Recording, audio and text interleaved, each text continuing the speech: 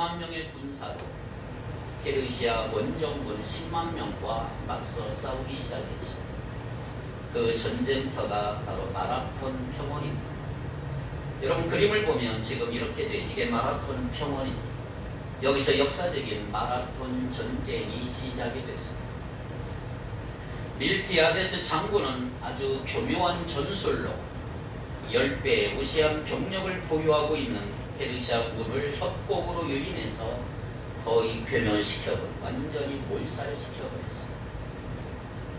이 소식을 하루하루 손잡아 기다리고 있을 아테네 시민들에게 승전보를 전하기 위해서 필리피데스라고 하는 이 군인이 마라톤 평원에서 약 42km를 뛰어갔습니다. 단숨에 달려가 목놓아 소식을 기다리고 있던 아테네 시민들에게 우리 아테네군이 승리했습니다. 이 한마디를 전하고 그만 필리피데스는 숨을 거둡니다. 이런 역사적인 배경을 스포츠로 승화시켜서 제1회 아테네 올림픽에서 마라톤은 정식 경기 종목으로 채택이 되어서 오늘날까지 계속되고 있습니다. 정확하게 42.195km를 잠시도 쉬지 않고 승리의 소식을 전했던 필리피데스 군인, 얼마나 아름다운 기쁨의 소식의 달인일까요? 오늘 읽었던 이 본문도 마찬가지 기쁨의 소식을 안고 달려온 주인공들이 등장을 합니다. 네 사람. 그러나 그것은 뛰어난 전사도 경주자도 아니에요. 오히려 사람들에게 혐오감을 일으키는 4명의 나병 환자들이에요. 그런데 그들이 가져온 소식은 성 안에 있었던 모든 사람들이 목마르게 기다리고 원하던 소식이었습니다. 이제 꼼짝없이 죽을 수밖에 없구나라고 절망하고 있었던 사마리아 성에 갇힌 백성들, 이제는 살 수 있다고 하는 소망을 주는 기쁜 소식이었던 것입니다. 그 누구도 문둥병자, 나병 환자라고 해서 그들을 밀쳐낼 수 없었고 무시할 수 없었습니다. 왜냐하면 그들이 가져온 소식은 성 안의 모든 사람들을 살리는 생명의 기쁜 소식이었기 때문입니다. 때는 아람 왕 시대입니다. 베나뎃 왕이 군대를 모아서 쳐들어와서 사마리아 성을 완전히 에워쌌을 때입니다. 그렇지 않아도 기근이 들어서 먹을 것이 아주 너무너무 궁하던 차에 성을 완전히 포위해버리니까 금방 양고기 바닥이 나고 생명이 떨어지고 말았어요. 외부에서 양식을 들어올 수 없으니까 돈이 아무리 많아도 식량을 살 수가 없는 거예요.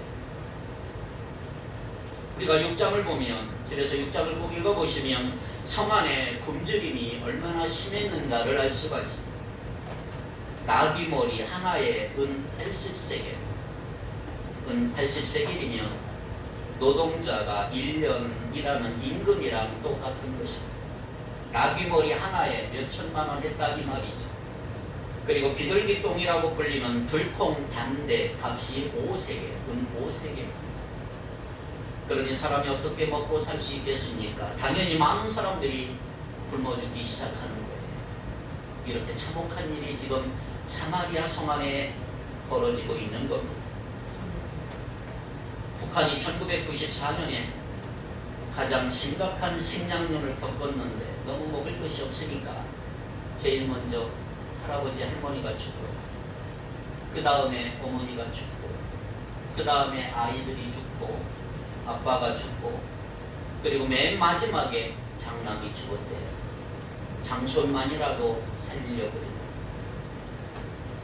아프고 눈물겨운 상황들이 우리 주위에 벌어지고 있는 거예요.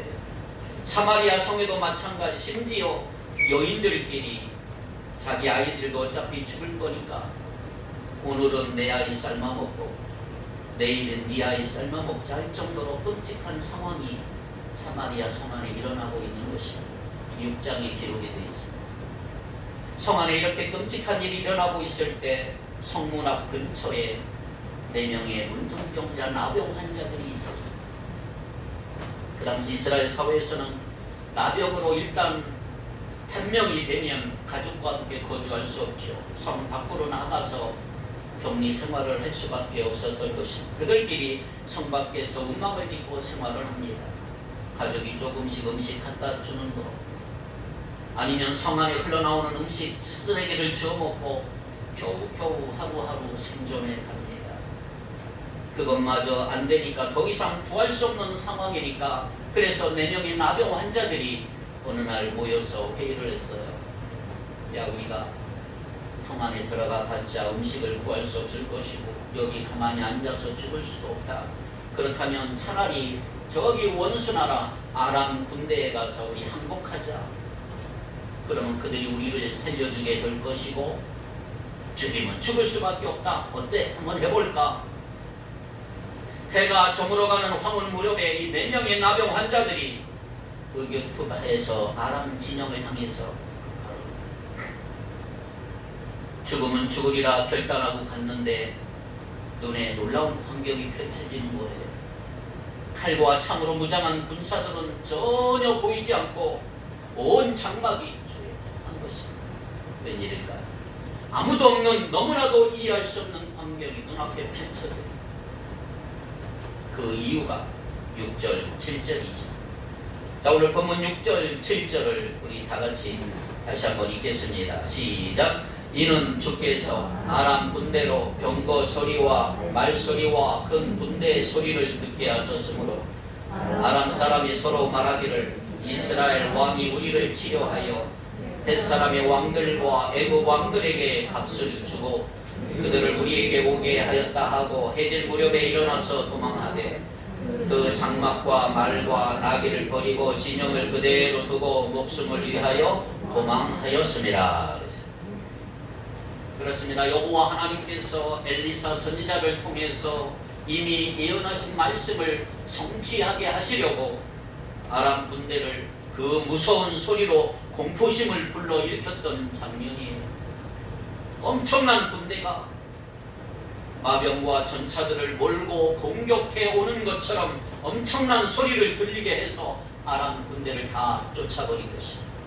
병거 소리와 말소리와 큰 군대의 소리로 주눅들게 만든 거지.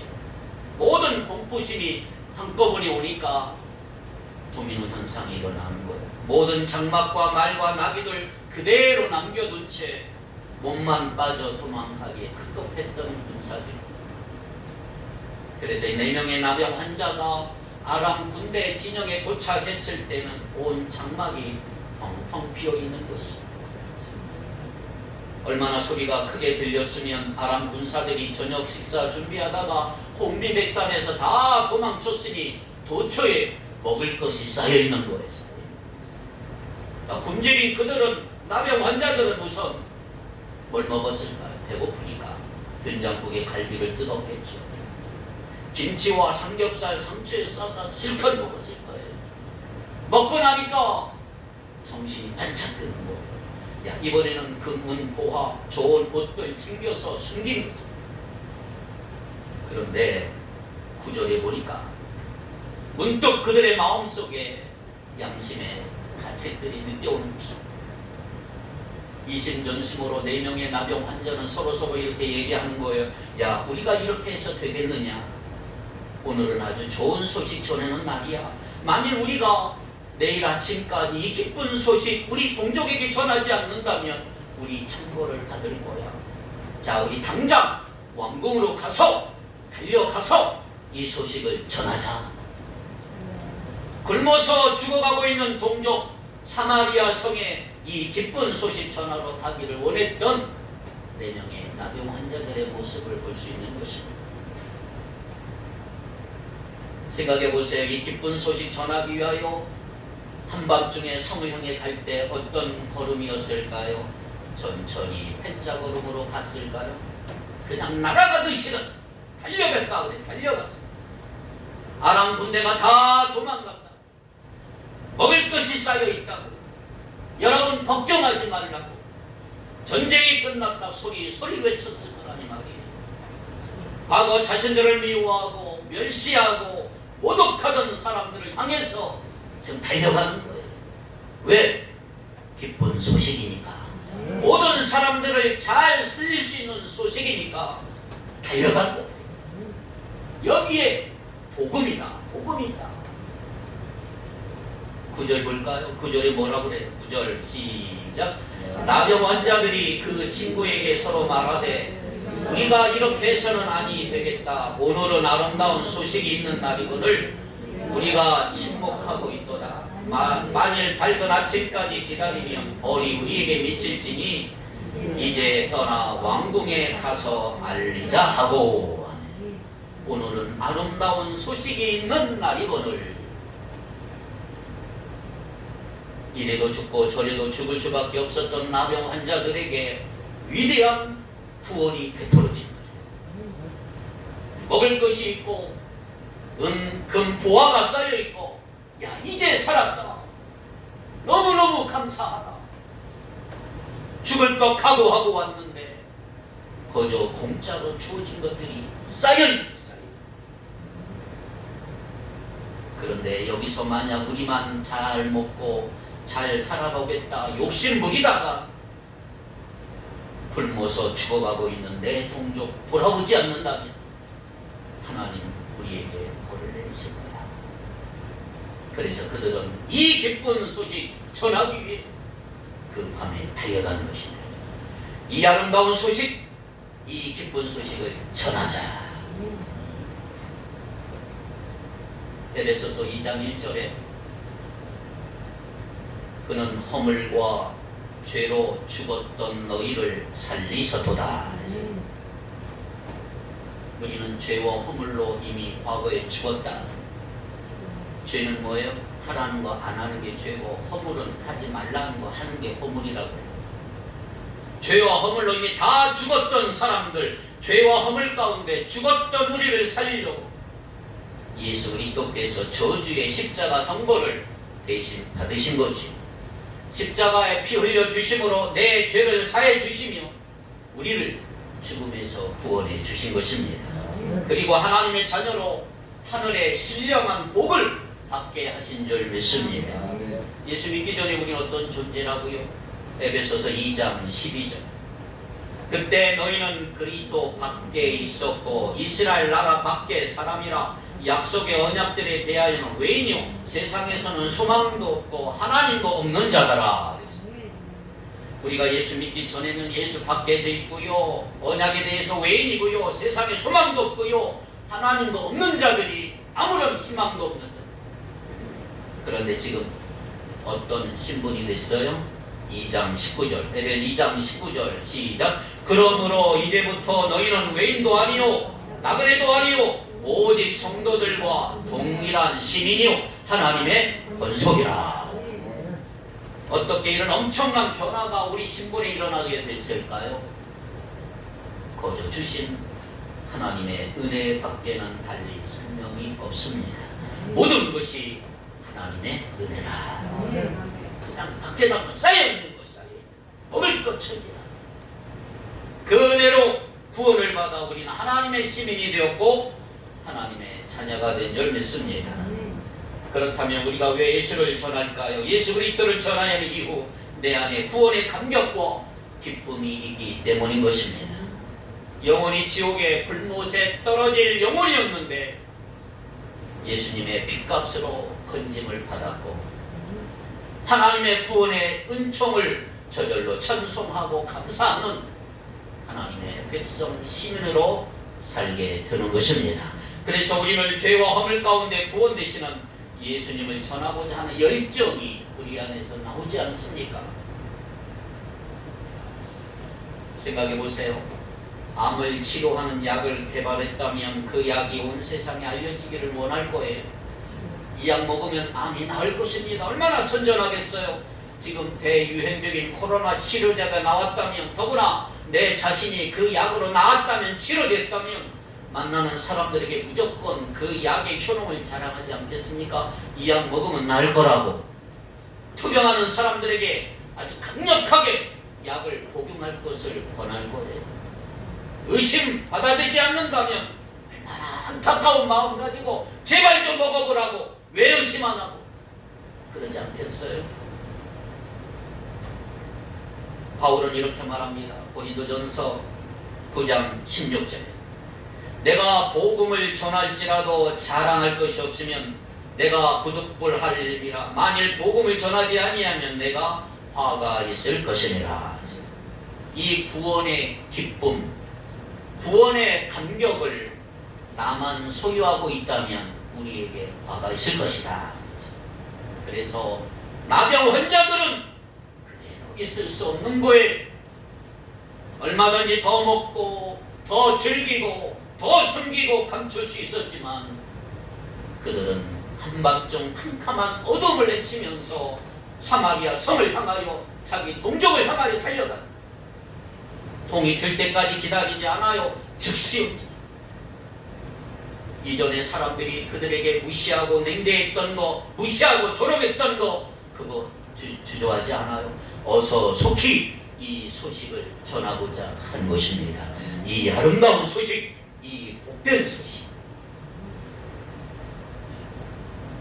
로마서 10장 14절 15절에 이렇게 말하고 있습니다. 그런즉 그들이 믿지 않은 이를 어찌 부르리요, 듣지도 못한 이를 어찌 믿으리요, 전파하는 자가 없이 어찌 들으리요, 보내심을 받지 아니하였으면 어찌 전파하리요. 기록된 바 아름답도다 좋은 소식을 전하는 자들의 발이요 함과 같으니라.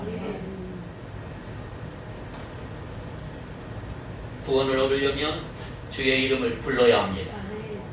주의 이름을 부르려면 복음을 믿어야 합니다. 복음을 믿으려면 먼저 들어야 합니다. 들으려면 가서 전파하는 사람이 있어야 합니다. 그러므로 복음 전하는 사람 반드시 필요하죠. 얼마나 소중한 사람들이니까. 그래서 기록된 바 아름답도다 좋은 소식 전하는 자들의 발이요. 오늘 우리 모두 좋은 소식 전하는 자들의 발이 되기를 축복합니다.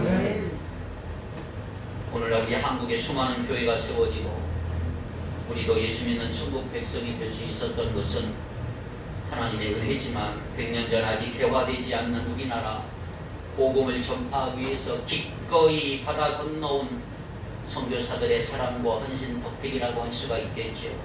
헌신적으로 복음을 전한 수많은 선교사들의 수고, 그 희생으로 오늘 우리나라는 단지 기독교 선교 120년 만에 전 세계가 깜짝 놀랄 만한 영적인 강국으로 발전하게 됐어요. 그런데 한국교회 초대교회 역사를 읽어보면 역사의 무대에서 화려하게 조명을 받지 못했지만 선교사님들 못지않게 뒤편에서 애쓰고 수고한 분들이 있었어요. 전국 방방곡곡 성경책을 팔러 다니러 복음을 전파했던 권서들이에요. 권서. 권서라는 말은 콜포터라는 말인데 목이라는 말과 운반하라는 말과 같이 섞여 있는 말이에요. 콜포터. 원서란 말은 뭐냐? 권서라는 말은 뭐냐? 목이나 어깨 고찜을 이렇게 걸어서 물건을 운반하는 사람. 그러니까 행상인이죠. 행상인. 일종의 서적 행상인, 책을 파는 행상인이에요. 성경책을 사서 읽도록 권하는 사람. 성경책이나 전도 책자를 파는 행상인이 바로 권서들이 있어요. 권서. 이 권서들은 100권이나 150권의 성경을 괴짝에 딱 놓고 등에 지고 이 마을 저 마을 돌아다니며 열심히 성경을 팔았어요. 그런데 그들의 길은 고난의 연속이었습니다. 도처에서 온갖 병멸과 모든 핍박이 그들을 기다리고 있었던 거죠. 종종 서양 귀신 씌었다면서 동네 사람들이 돌멩이를 던지고 머리가 깨지고 얼굴이 터져서 피범벅이 되고 심지어 목숨도 내놓아하는 경우도 있고요. 얼마나 그 당시 가난했습니까? 가난한 백성에게는 한 권의 성경책보다는 한 줌의 쌀이 더 필요할 것 같았지만 권서들은 하나님의 말씀만이 이 민족의 살 길이고 이 땅의 백성을 구원할 수 있는 생명줄이라고 한 거 확신하고 악착같이 성경을 팔러 다녔어요. 그들은 사람들이 성경책을 선뜻 살 수 없을 만큼 가난하다는 거 누구보다 잘 알고 있어요. 그렇다고 성경을 무료로 준 건 아니에요. 돈이 없으면 생선, 곡식, 달걀, 옷 성량덕으로 성경책과 교환했습니다. 이것마저 없었으면 자신들이 대신 돈을 지불하고 성경을 읽어보라고 줬습니다. 제가 감동 깊게 읽었던 한국 교회사를 보면 권서 안교철이라는 사람이 있어요. 안교철의 이야기는 이들의 모습을 생생하게 보여주고 있습니다. 나는 오늘 한 가난한 여인에게 성경책을 권했습니다. 그랬더니 그녀는 돈이 없어서 살 수 없다고 했습니다. 그래서 내가 혹시 달걀이라도 한 개 주면 성경을 팔겠으니 좀 그렇게 하라고 했더니 그녀는 하루에 한 끼 먹고 사는데 오늘은 그것도 먹지 못했다고 했습니다. 나는 그녀가 너무 불쌍해서 돈을 대신 내고 그녀에게 성경책을 주며 읽어보라고 했습니다. 그녀는 성경책을 받아들고 있더니 어디론가 사라졌더니 잠시 후에 나타났습니다. 그리고 내게 동전을 몇 개 내밀면서 나는 이것이 하나님의 책이라는 거 알고 있습니다. 그런데 어떻게 이 하나님의 책을 한 푼도 내지 않고 내가 받을 수가 있을까요? 그래서 이 돈을 이웃집에서 빌려왔습니다. 책값으로 받아주십시오. 나는 한사코 괜찮다고 거절했지만 이 여인의 고집을 꺾을 수는 없었습니다. 권서들은 사랑채 아닌 행랑채에 잠자리를 구했는데 바깥 세상 소식을 듣기 위해서 밤이 되면 온 동네 사람들이 모여듭니다. 그러면 세상 돌아가는 이야기를 하다가 예수 그리스도의 복음을 얘기하고 전도를 합니다. 몇 차례 동네를 방문하게 되면 그때 예수 믿는 사람들이 생기게 되고 그때 선교사님들을 청해서 세례를 베풀고 교회를 세워져 갔습니다. 한국 기독교 초기에 그토록 많은 교회들이 짧은 기간 안에 세워질 수 있었던 것은 바로 이분들의 수고가 있었기 때문에 가능한 것입니다. 성경책 보따리를 등에 지고 다니다가 복음을 전하다가 부르트고 찢긴 권서들의 발, 이 팔, 이야말로 아름다운 복음의 소식을 전하는 발 아닙니까? 그러나 하나님의 아들로서 오늘 이 땅에 낮아져 오신 예수 그리스도의 발은 가장 아름다운 발이라고 할 수가 있겠죠. 예수님은 갈릴리 해변에 나가서 시몬 베드로와 안드레 야고보 요한을 직접 부르셨어요. 나를 따라오라고. 세간에 외롭게 홀로 앉아있던 세리 마태를 부르시고 세리와 죄인들과 함께 먹고 마심으로 그들의 영혼을 구원해 주신 주님의 아무도 가지 않는 사마리아 땅에 가서 목마름으로 고통을 겪던 사마리아 여인을 만나 주셨던 주님, 군대 귀신 들려 무덤에 집삼아 살던 거라사 광인에게 예수님 찾아가서 그를 깨끗하게 하셨던 주님의 발, 산과 들과 바다를 가리지 않고 상한 영혼이 있다면 어디든 가셨던 주님, 심지어 3번이나 자기를 부인했던 베드로를 부활의 몸으로 가셔서 회복시켜 주셨던 주님, 거친 골고다 언덕을 오르시며 십자가에 달리사 물과 피를 다 쏟으시고 죽으시는 그 최후의 순간까지 발걸음을 멈추지 않으셨던 주님이지. 그 주님의 발걸음 오늘 저와 여러분에게도 찾아온 줄 믿습니다. 좋은 소식 전해준 누군가의 발걸음이 있었기 때문에 여러분들이 그 복음을 듣고 오늘 우리가 구원에 이를 수가 있었단 말이에요.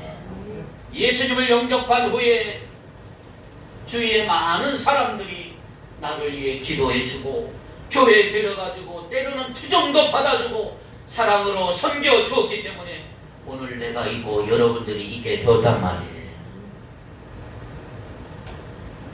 그래서 바울이 구원받고 깨달았던 게 한 가지 있어요.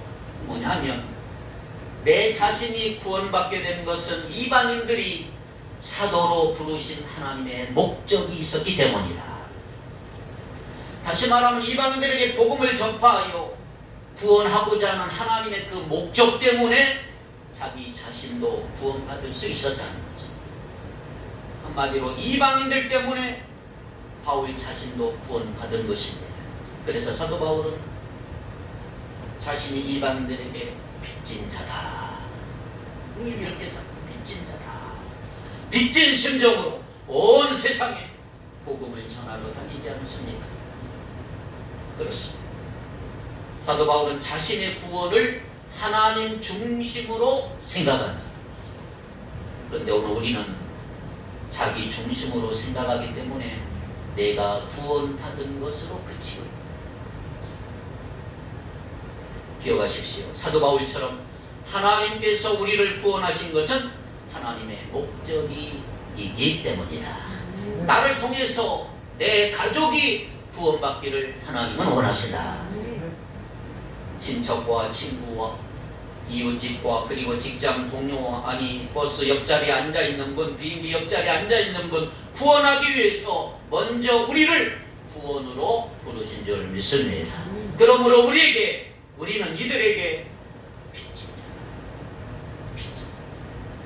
갚아야죠. 내가 그 빚 갚지 못하면 그들의 구원에 중대한 차질이라.